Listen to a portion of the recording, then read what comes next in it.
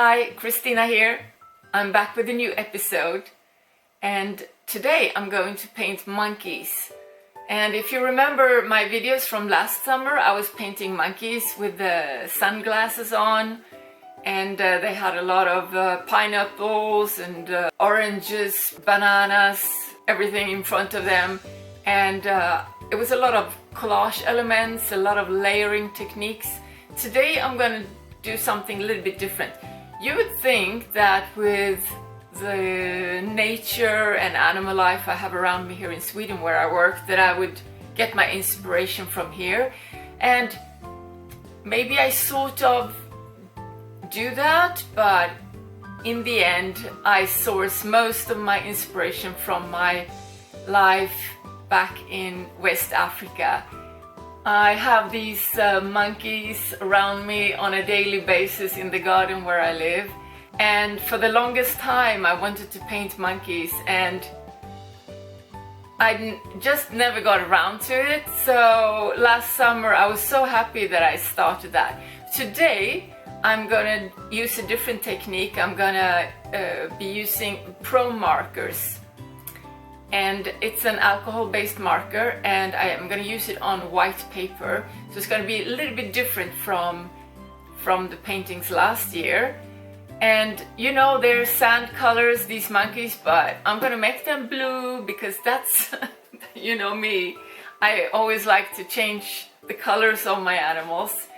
So I hope you're going to enjoy watching the process of how I'm creating these two blue monkeys.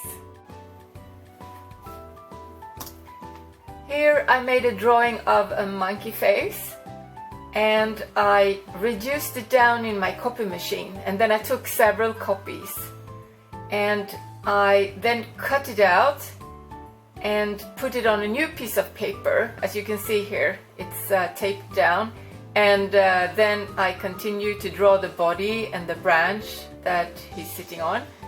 And I always had a little bit of a problem to draw two overlapping figures at the same time if there's a lot of lines and details. So I took a new piece of paper, had a new little monkey face, and then I created the body and the branch for the monkey in front.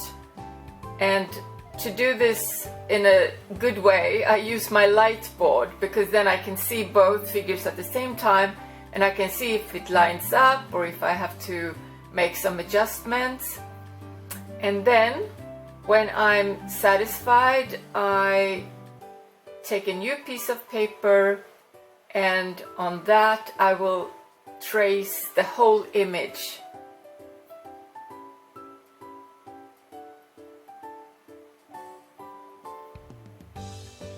So this will be my original, and I don't use it to paint on, I use it only to copy to other papers. So what I'm going to use now is a little bit of a thicker paper that is a bit glossy, and that is ideal when you use alcohol markers like Promarkers, because it doesn't bleed.